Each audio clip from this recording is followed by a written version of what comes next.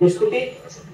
দুপুর 2টায় কথা বলার কথা ছিল, কিন্তু নানান ঘটনা পরিক্রমা এবং তারা অর্থাৎ আইএসপিআর যেটি আন্তঃবাহিনী জনসংযোগ পরিদপ্তর, তারা জানিয়েছেন যে জেনারেল ওয়াকারুজ্জামান, যিনি বাংলাদেশ সেনাবাহিনীর প্রধান, তিনি সব রাজনৈতিক দল বা রাজনৈতিক নেতৃত্বের সঙ্গে আলোচনা করছেন এবং তার আলোচনার পরিপ্রেক্ষিতেই মূলত এক ধরনের সিদ্ধান্ত ঘোষণা বাংলাদেশ সেনাবাহিনীর পক্ষ থেকে বা সশস্ত্র বাহিনীর পক্ষ থেকে এক ধরনের ঘোষণা আমরা এই মুহূর্তে পাবো। এবং জেনারেল ওয়াকারুজ্জামান যখন বক্তব্য রাখবেন, তার বক্তব্যের মধ্য দিয়ে দেশবাসীর কাছে গোটা বিষয়টা পরিষ্কার হবে। আপনারা পর্দায় দেখছেন, পথে দেখছেন, যে যেখানটায় যা দেখছেন সেই সব বিষয়ে একেবারে স্বচ্ছ বার্তাটুকু আমরা পাবো জেনারেল ওয়াকারুজ্জামানের বক্তব্যের মধ্য দিয়ে, যিনি জাতির উদ্দেশ্যে বক্তব্য দেবেন। কিছুক্ষণের মধ্যে আপনারা পর্দায় দেখতে পাচ্ছেন সেই প্রস্তুতি চলছে। দুপুর 2টায় যে বক্তব্য দেওয়ার কথা ছিল, এখন ঘড়িতে প্রায় 4টার কাছাকাছি, প্রায় 2 ঘন্টা পরে, যেহেতু বুঝতেই পারছেন এটি গোটা জাতির জন্য, গোটা দেশের জন্য, মানুষের জন্য এক বড় ধরনের সংকটময় মুহূর্ত।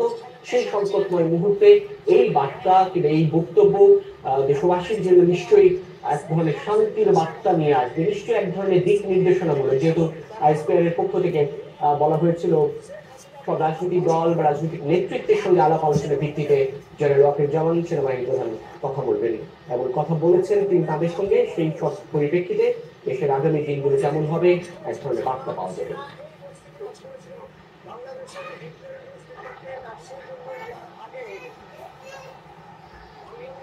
যে দেশে একটা ক্রান্তিকাল চলছে, আমি সমস্ত রাজনৈতিক দলের নেতৃবৃন্দকে এখানে আমন্ত্রণ করেছিলাম। ওনারা এখানে এসেছেন, আমরা সুন্দর আলোচনা করেছি। সেখানে আমরা সিদ্ধান্ত নিয়েছি যে একটা ইন্টারিম গভর্নমেন্ট আমরা ফর্ম করব এবং ইন্টারিম গভর্নমেন্টের মাধ্যমে এই দেশের সমস্ত কার্যকলাপ চলবে। আমরা এখন মহামান্য রাষ্ট্রপতির কাছে যাব যে এই ইন্টারিম গভর্নমেন্ট ফর্মের ব্যাপারে ওনার সাথে আলোচনা করে আমরা ইন্টারিম গভর্নমেন্ট ফর্ম করে দেশ পরিচালনা করব। আমি আপনাদের কথা দিচ্ছি, সমস্ত হত্যা, সমস্ত অন্যায়ের বিচার আমরা করব। আপনারা সেনাবাহিনীর প্রতি আস্থা রাখেন, সশস্ত্র বাহিনীর প্রতি আস্থা রাখেন। আমি সমস্ত দায় দায়িত্ব দিচ্ছি, আপনাদের জানমাল, এবং আপনাদেরকে আমি কথা দিচ্ছি যে আপনারা আশাহত হবেন না।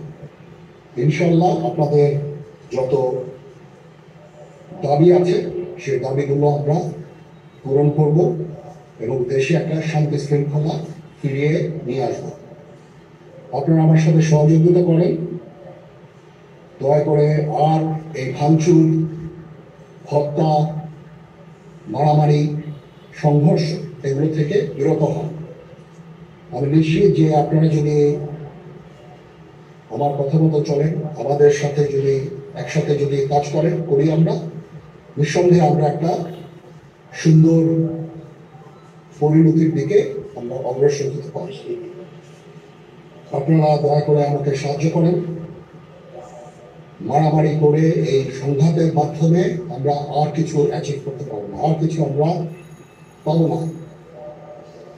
সুতরাং দয়া করে আপনারা সমস্ত ধ্বংসযজ্ঞ, সমস্ত অরাজকতা, সমস্ত সংঘর্ষ থেকে বিরত হন এবং ইনশাআল্লাহ আমরা সবাই মিলে একটা সুন্দর ভবিষ্যতের দিকে আমরা অগ্রসর হব।